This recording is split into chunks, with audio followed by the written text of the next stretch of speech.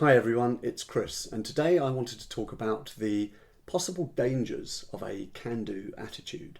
Now, a can-do attitude is something that is very good in business. It's something that gives the customer confidence that you can deliver something. You know, you're exuding a vigor, a dynamic energy, a yes, we can get this done.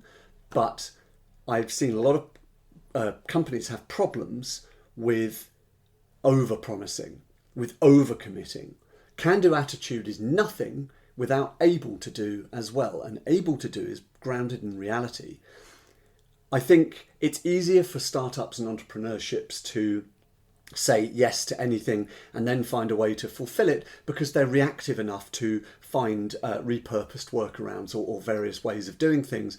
But larger companies, especially when you've got rigid bureaucratic structures, that's much more difficult to do.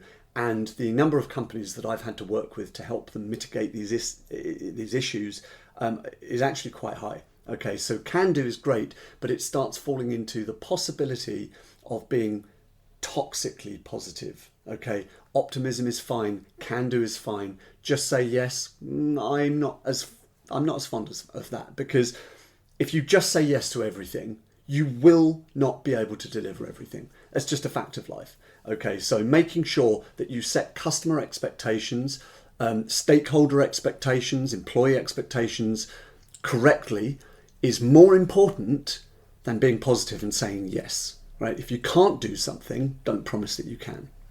This will affect your long-term sustainability, your reputation, your long-term survivability possibly. It's not going to be good for anything except the short term, right? So think about can do matching up with able to do. And I've got a very good example of this. I was asked to do a very technical report many years ago, and I knew that if we delivered anything but a full kind of set of stuff for this customer, it was going to go wrong. And I was told they're not going to go for that, so we have to just deliver this. And I said, okay, so I'll write the technical document up to reflect this. And I had the can-do part where I was like, this is what we can deliver, and we're really, able to do this. But then there was also, these are the limitations, and that is critical to give to a customer. They must understand reality. And I was told, get rid of this and come back and remove everything negative. And I said, well, I'm not happy with that. I will write, put it in writing. This is what I've been asked to do, but I'm not happy with this. I wasn't going to wear the problems because I said there are going to be issues. I don't care, get this done. So I did it, got sent back again. Remove everything neutral from this. This isn't acceptable. They're not going to go for this. And I said, what are you asking me to do? This is like a marketing brochure. This isn't a standard reflection of reality, of what we can deliver, of what they're going to get. And if we deliver what we are promising here positively, it will go wrong in 3 months. And the answer to me was, I don't care.